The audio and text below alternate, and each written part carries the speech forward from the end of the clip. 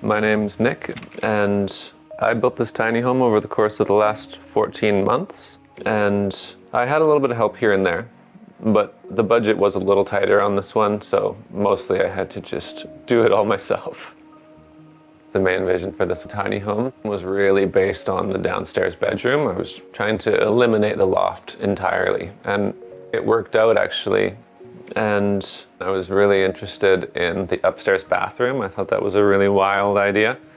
And the kitchen at the end with the sort of U-shaped counter. I had never done that before. I started building as an assistant to a carpenter doing sort of heritage house restoration. So a lot of Victorian style homes. I think that's where a lot of this style sort of comes from. I did that for a few years. And then I started working for a framing company, and I was getting a better understanding of structural integrity. After that, I just started building and worked my way up, small stuff up to big stuff.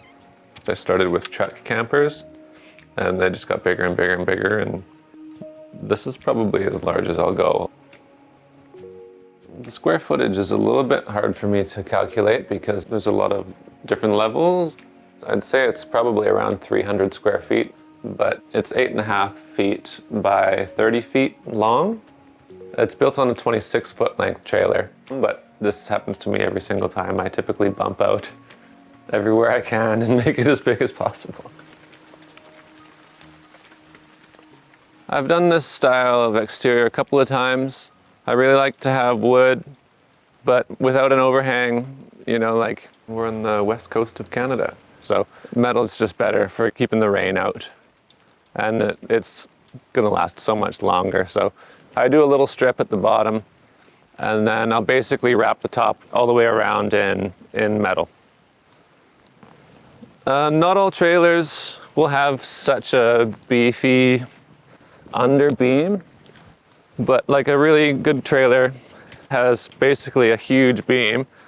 Starts here and it goes all the way to just before the axles.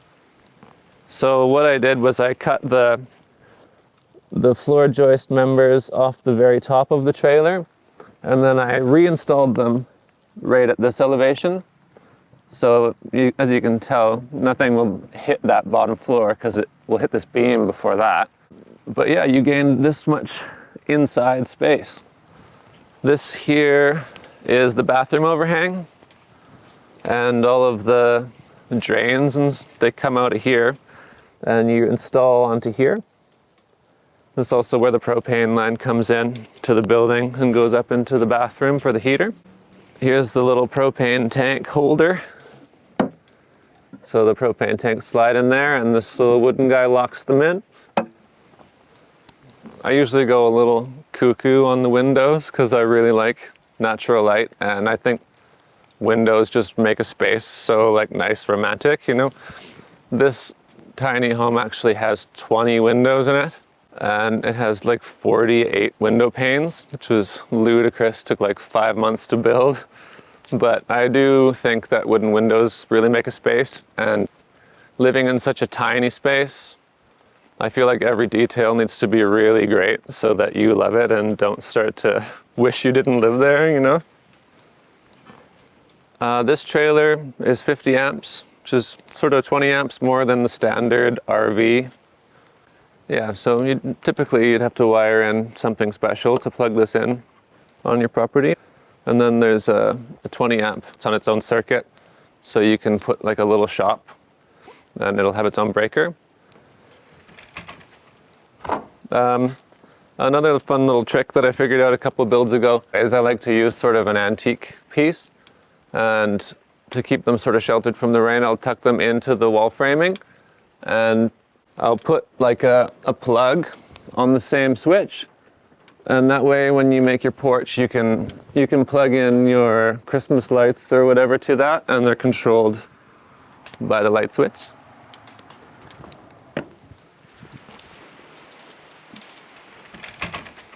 So right as you walk in, it comes into the kitchen. This is the first time I've ever put a kitchen on the end. Basically, I feel like in tiny homes, both ends are like the most valuable spot for a room, and then something gets stuffed in the middle, and that one always takes a sacrifice a bit. So I usually put the living room at the end, but I had never done a big kitchen at the end. And it makes a huge difference if you want to cook or bake. There's a little spot in here to tuck 2 stools into, and they come out and you can sit here. And then you've got, this window opens up like that. It's all hand-built windows. This little guy here for spices. All the cabinets are hand-built.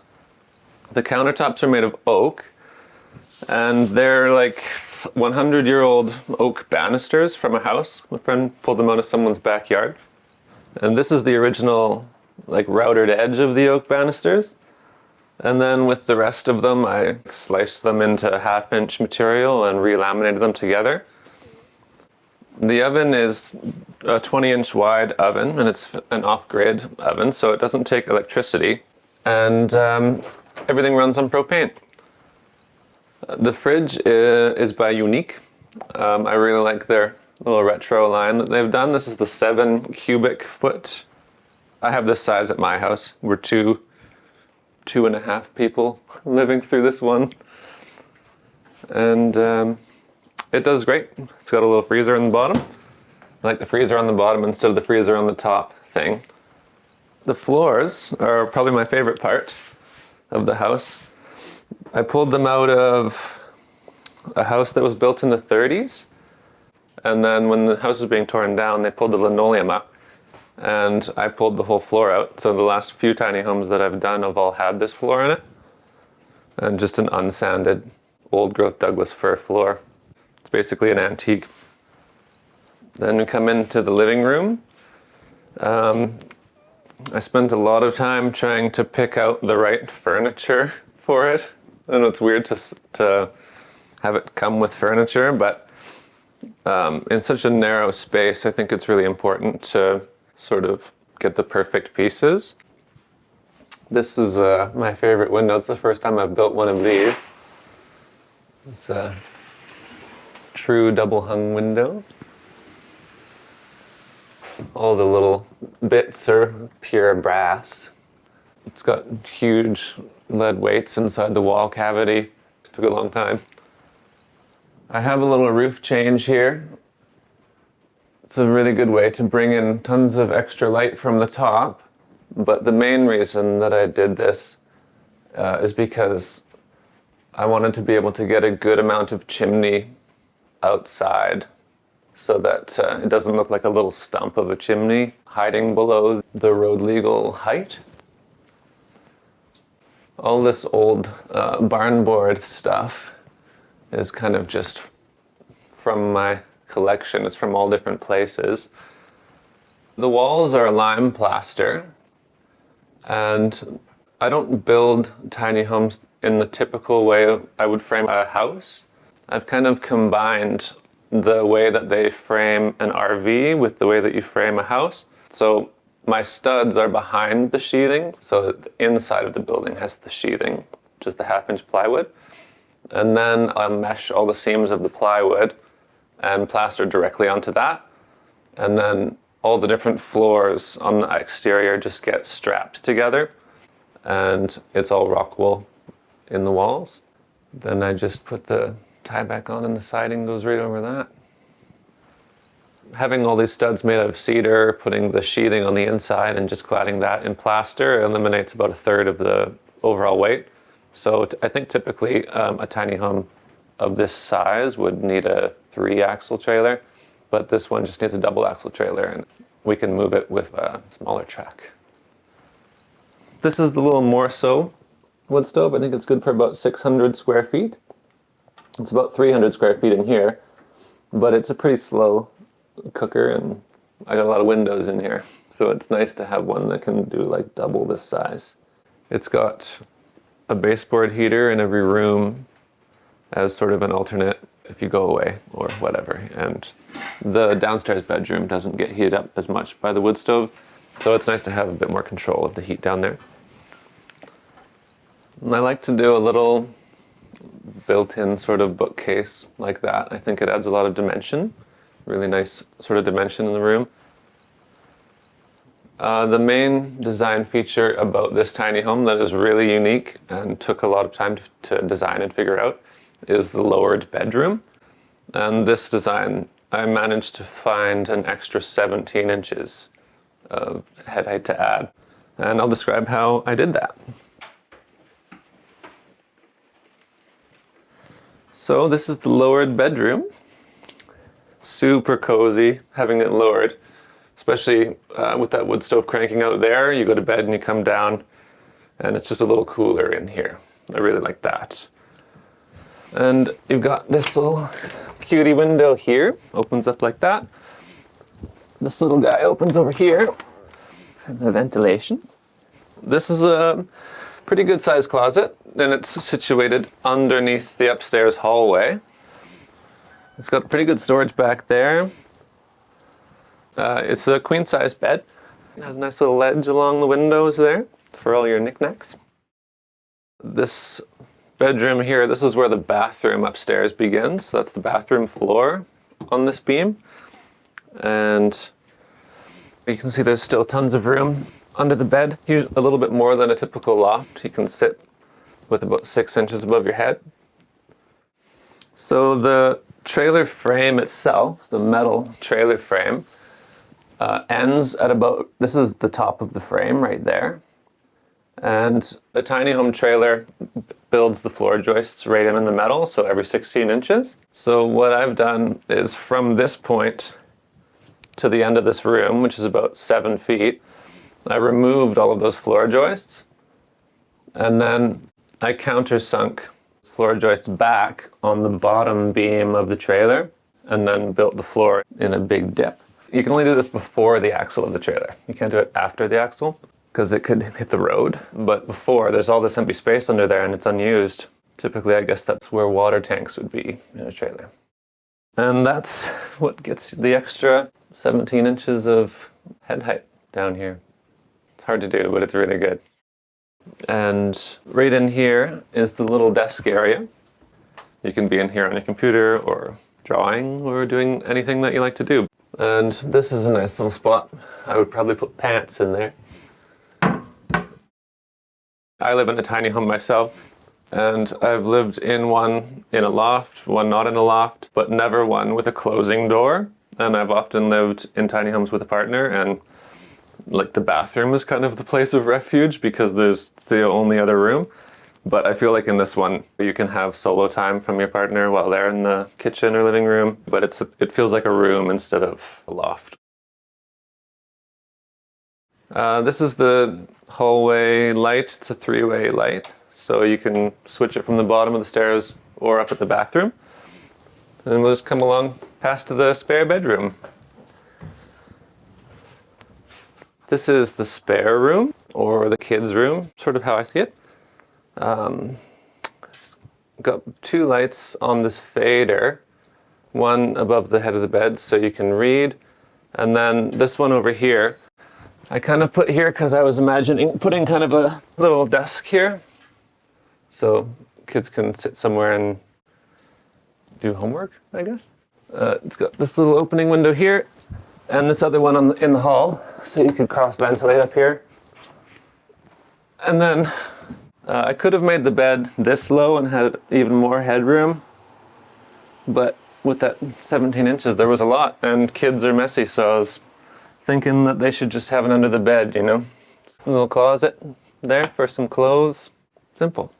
Feels kind of like it has its own floor and you can stand next to it.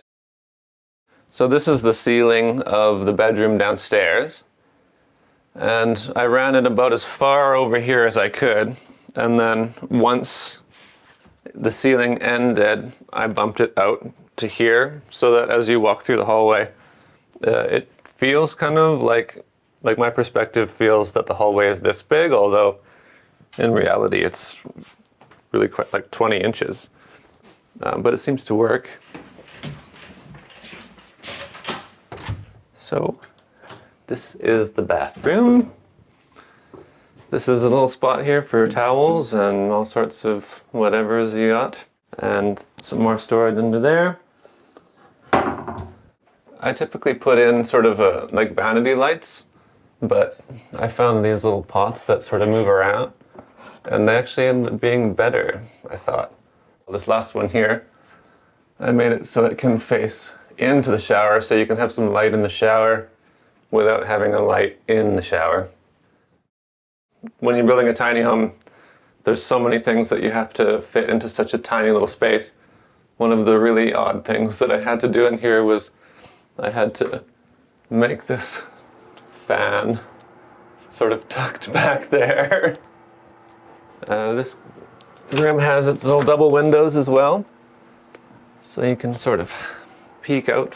It's the first time I've done an upstairs bathroom, and I think it's really awesome because nobody can look in the window. You can keep the window open. It's kind of like a 32 inches either way shower, just enough for someone to come in and have a good shower. Get a little curtain here. This is where the composting toilet will go. This is the propane water heater. So the hot water in the bathroom is pretty much immediate.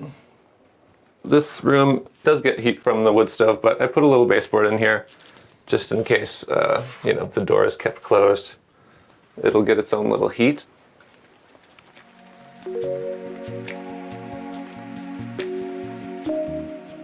This is what I've been doing for work for the last few years. Make little houses and just sell them when they're done. I've made about 10, 12. I typically don't like to build the same thing twice, and I still want to experiment and find other ways.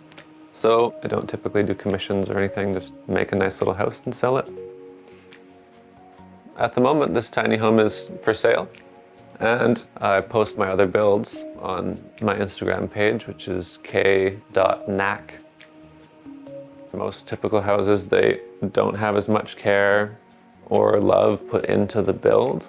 So my main philosophy on tiny homes is that if you can feel the care put into it, it makes up for the fact that you have less space. It's got to be real cozy. Subscribe to Exploring Alternatives and check out our playlists for more videos like this. You can also follow Nick's Tiny Home Builds on Instagram at k.knack. Thanks for watching.